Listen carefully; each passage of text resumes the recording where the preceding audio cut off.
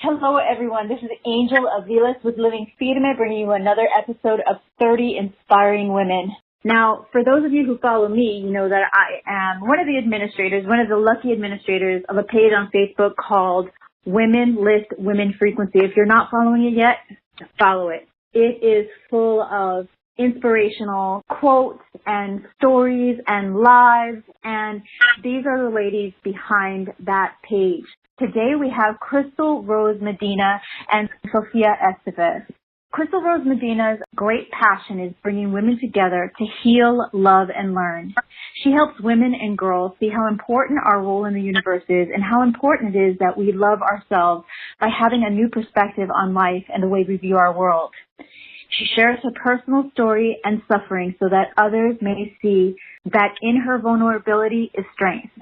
She's also a wife, a mother, a full-time stellar employee, and soon to have her bachelor's degree. She's always looking for ways to help others grow as she grows. And Sofia Estevez loves to travel and, in fact, has an amazing travel blog. She is a singer, songwriter, entrepreneur, advocate for homeless in San Antonio, mother, wife, and much more. Sofia has, through the years, earned her Associates in Liberal Arts, Associates of General Education, and is currentally enrolled at UTSA in San Antonio to work towards her bachelor's degree in communications. Can we say multi-potentialite? We're so blessed to have both of these ladies here with us to share their experience. Welcome, ladies. Thank you. I wanted to talk to you both about your relationship. So let's start there. How did you meet? You want to tell this one, Sophia? Actually, Crystal and I met, it's been more than 16 years now. And the way we know each other is because our children share the same father. So I had a child, and her dad later moved on to another relationship, and that was Crystal. And my daughter's father wasn't really in her life until one day this glorious person showed up, who is Crystal, and he started to become more a part of her life. Well, little did I know that Crystal was in the background as the shining light and just brought all of these relationships together. Now, how old were you when this happened? Well, this is Crystal. I was 19 when I met Sophia and Cassie, her daughter. So I just want to shout that out.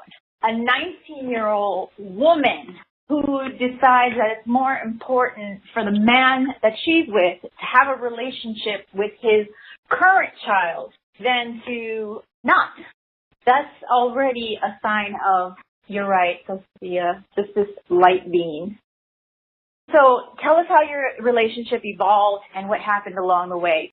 So I'll take this one. Basically, the father of our children, we split up, and when that occurred, I wanted to make sure that our kids were still in each other's lives, regardless of how crappy we thought their dad might be or whatever. So I reached out to Sophia, and I would ask her, hey, can I have Cassie for the weekend?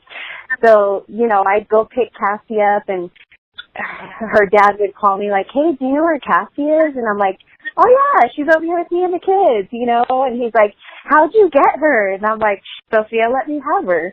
So that's kind of how it started, and then I moved away.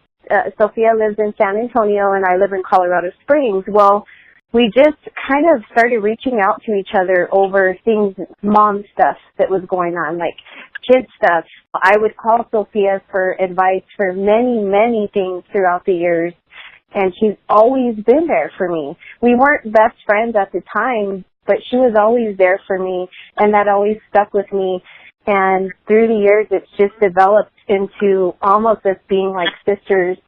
And for me, I have a lot of people that they don't understand our relationship because it is so rare and so unique and special. Sophia comes to my house with her husband, and they stay the night here, and we do things together. We're like family, but that's our perspective. Not everybody sees things that way, and it's not necessarily that they're hating or they're trying to be harmful with their words. It's just that they don't see the world the way we do, and we are so blessed to have crossed each other's paths. even today when I think about it, I'm like, man, we're so lucky to have each other.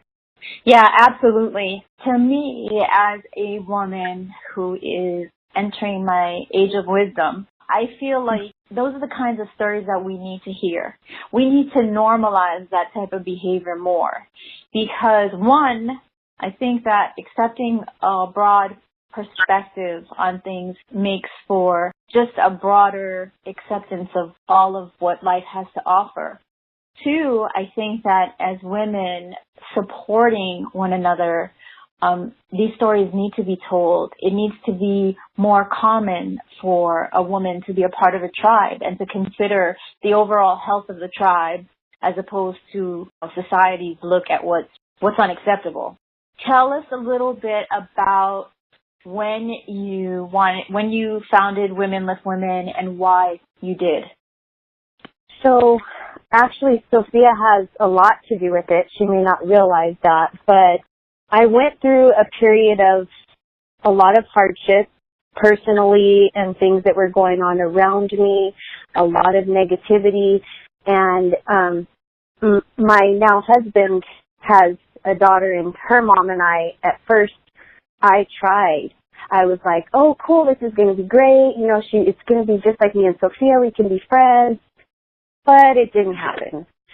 And she just wasn't feeling it. You know, she thought my being nice was inauthentic. It wasn't real. I was, you know, kissing butt or whatever you want to call it. But it's not true. That's just who I am.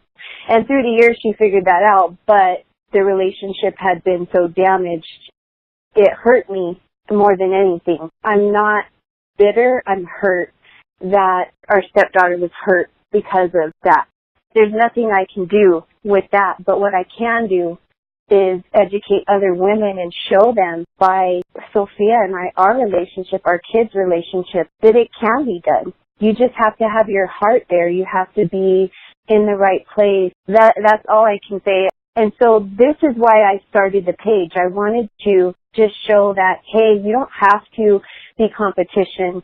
You don't have to be better than the other person. You can actually lift them up. You can help them grow, and you can do all of this. But in order to do that, you have to be on the same wavelength. You know, some people aren't there yet. Maybe they're insecure, or maybe they have this going on, or they have this wall up. Until you're on that same wavelength, it's like this whole new level of women empowerment or friendship, sisterhood, you know, whatever you want to call it. It's just another level, and I can't even explain it. It's just so awesome to have a woman push you and be there for you genuinely. But that's why I started Women Lift Women Facebook page. And once Sophia got involved, well, it became so much more, which is awesome. So Sophia, she said it became so much more. What did you feel that it was, and where did you want to take it, and where is it now? Well, I can remember the day that Crystal called me to talk to me about PCS with my husband because he's in the military. And at that time, I was put on another life-sustaining medicine. And so I was finding the wheel every day, just recreating and resetting. And so I was kind of in this funk, you know, but always trying to manage those things alone. My family was back in Texas and, you know, a lot of different factors. But one thing that was always there was Crystal. Like she said, she was always there for me. I was always there for her. You know, we just didn't realize it at that time that, you know, this was our destiny, was to be in this close relationship.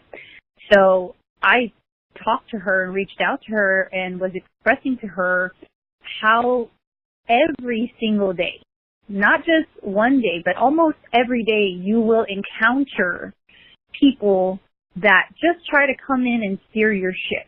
Like, here you are sailing in this beautiful ocean on your mission, and hey, someone jumps on board and tries to take that wheel over, and now they're sending you into a storm, and everything changes.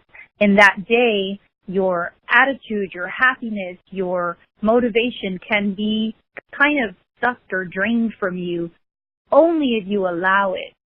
or allow them, or you give them the power to do that. But see, at that point, I didn't realize that. I was just kind of getting drained by these people.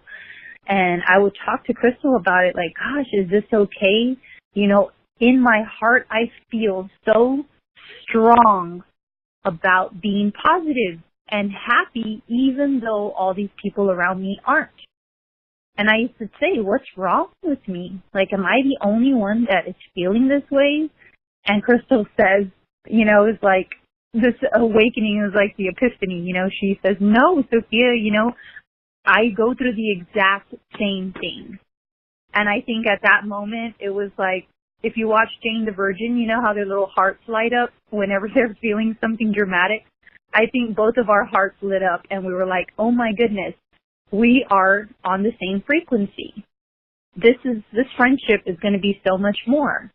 And it did. It became Women Lift Women. I love it. I love it. I think that one of the things, first of all, the fact that you were like steering the ship, I totally get it. And I feel like I just had a conversation with another friend of mine about that same idea, whether we call it society, whether we call it family, whether we call it even the things in our own brains, how we get these ideas in our head, media, whatever it is, it's the idea that someone else is steering your ship, telling you what you should think is the right way to go or the right thing to do.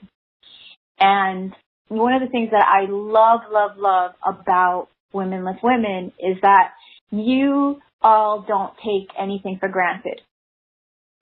Women Lift Women works with women from all walks of life.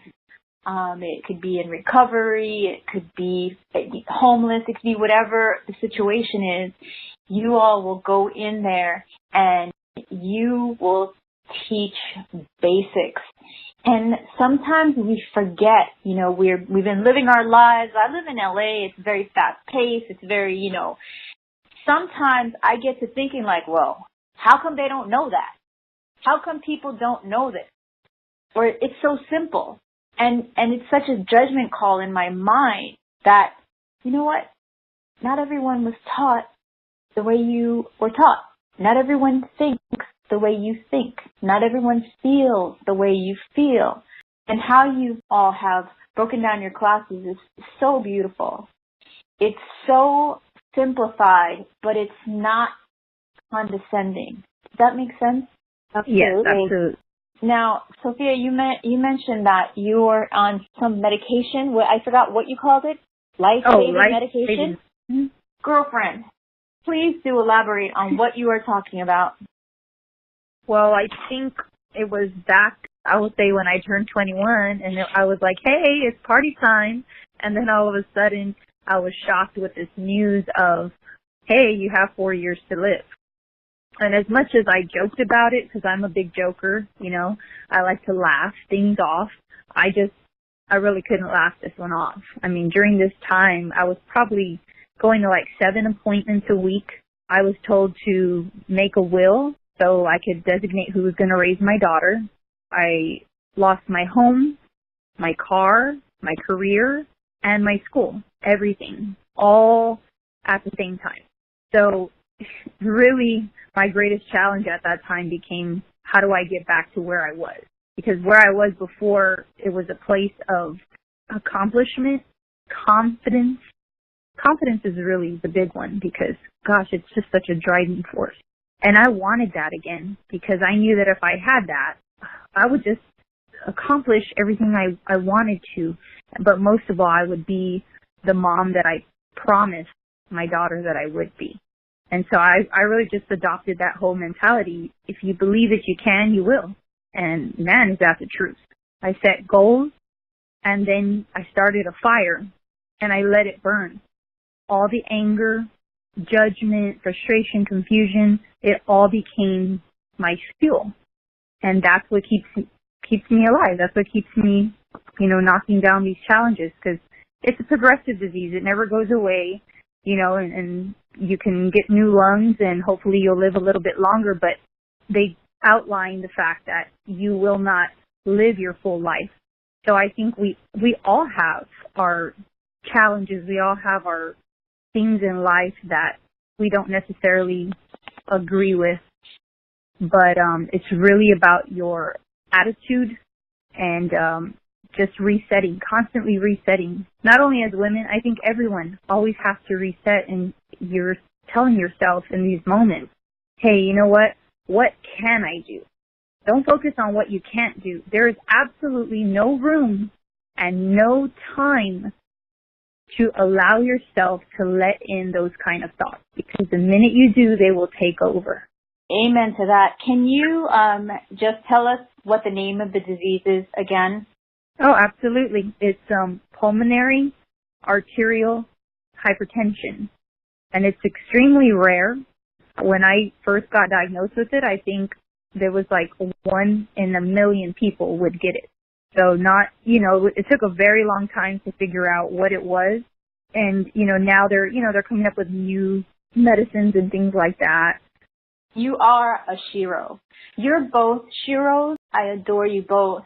I really wanted to have you both on because I celebrate your friendship. I adore both of you, and I adore the work that you do, but then you go ahead and take it to this other level where you have this life-threatening disease, and you're still out there serving the homeless. You're still out there driving from Texas to Colorado so that you can help facilitate these workshops for women who don't have basic training in confidence, which is something that you're right. I mean, we have women, some of the most beautiful women in the world are the most insecure.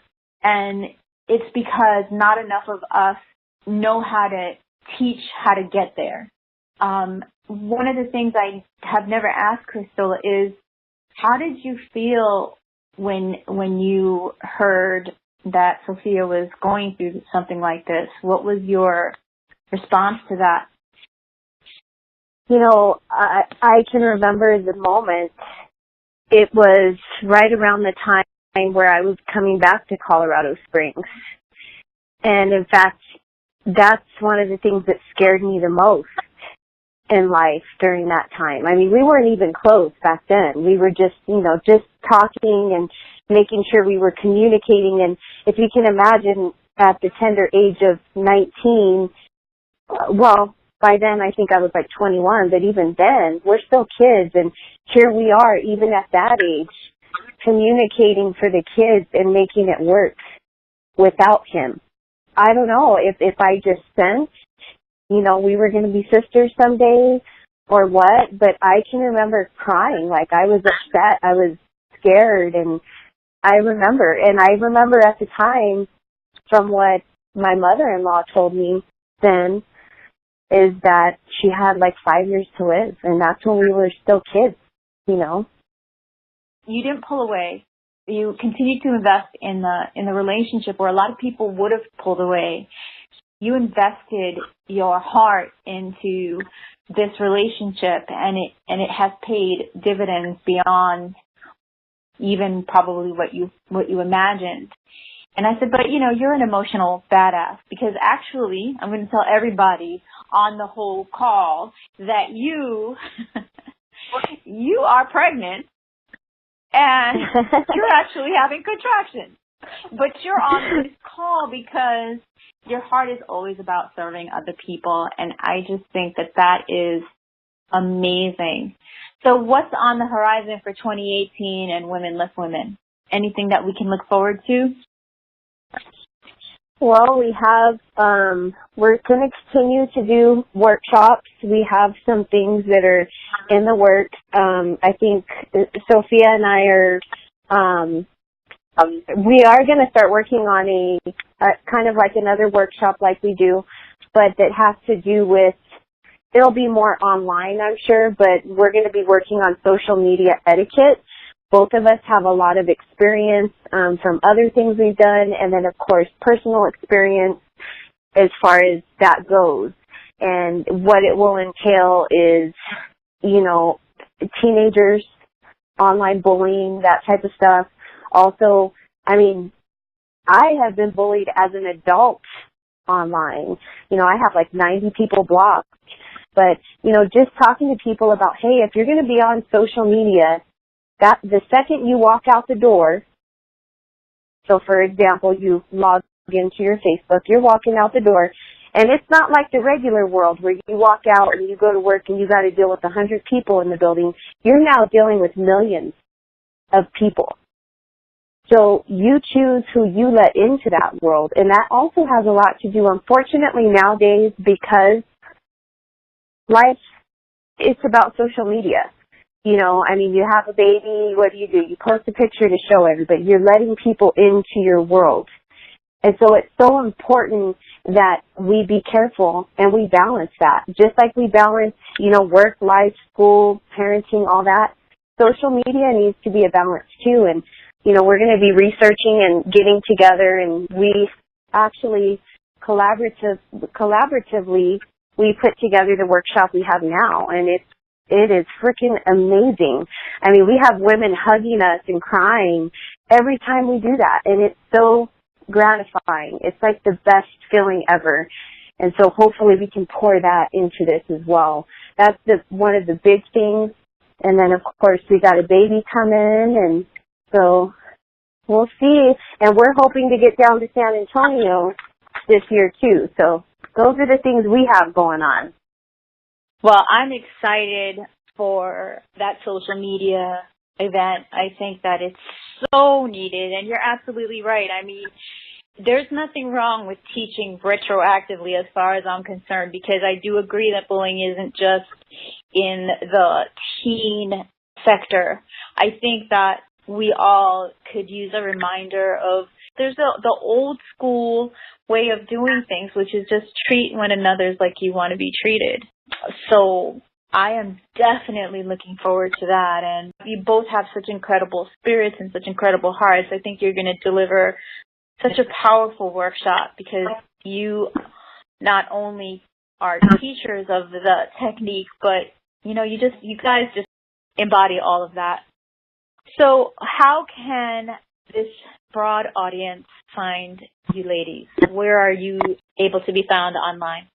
So we have a Facebook page, and both of us are very active on the Facebook page.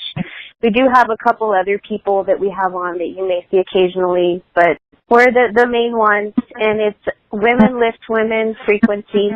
You can do a search and you can find us. Our main icon, the profile picture says, "Your vibe attracts your tribe." And after hearing this, I'm sure you guys can understand why we have that there. From the Facebook page, that's where we do mostly everything. If you go to About, it has our website and contact information. But right now we basically do everything through Facebook. Through Facebook or live, and if you're lucky enough to be in Colorado Springs, you can catch one of your workshops, and this year in 2018 in San Antonio. Thank you, ladies, so much for your insight, for your wisdom, for your hard work, the work that you've done on both yourselves and the work that you just pour into your community. It has not gone unnoticed, and you both inspire me tremendously. Thank you, Angel. You inspire us, too. Yes, we deeply believe in your mission, and we're so honored to have been invited to this special interview. Oh, thanks. Blessings, my friend.